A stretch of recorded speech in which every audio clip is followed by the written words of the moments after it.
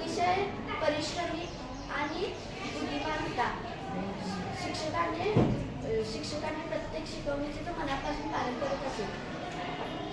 शिक्षण पूर्ण झाल्यावर सर्व विद्यार्थी आपापल्या घरी जाण्यास निघाले. गुरुजीने रामला विचारले, गुरुदक्षिणा म्हणून तुम्हाला काय देणार आहे? राम दुःखी मनाने म्हणाला, गुरुजी मी गरीब आहे, पण मी तुला काय देऊ शकतो? गुरुजी हसून म्हणाले, गुरुदक्षिणा अशी आहे की तू आयुष्यभर सन्मार्गावर चालावंस. रामच्या डोळ्यात पाणी आले आणि रामने गुरुजींना तसं करण्याचे वचन दिले. पुढे राम मोठा शिक्षक झाला. त्याने अनेक विद्यार्थ्यांना शिक्षण दिले.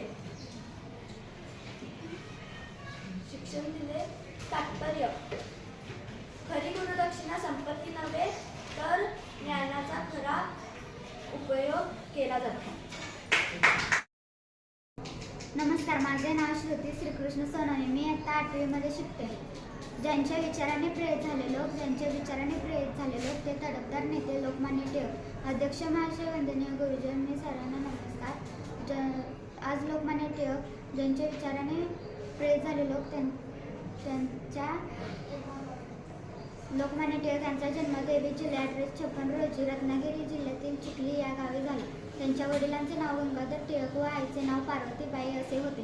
त्यांचे नाव केशव गंगाधर टिळक आणि त्यांना घरात बाळ असे म्हणत होते. त्यांचे पुढे नाव बाळ गंगाधर टिळक असे पडले. पुढे